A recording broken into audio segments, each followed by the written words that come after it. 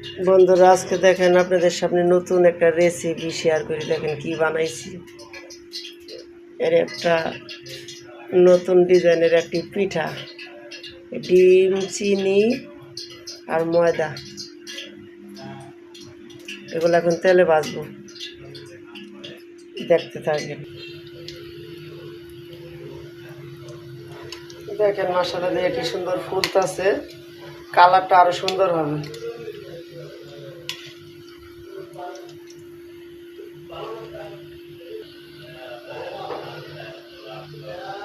দেখেন মশলা দিলে কি সুন্দর কালার হয়েছে।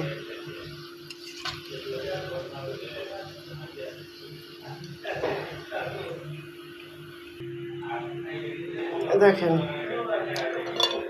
মাশাআল্লাহ কি সুন্দর।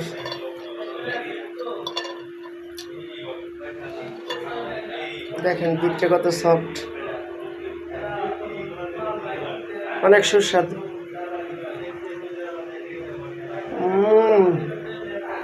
সেই স্বাদ।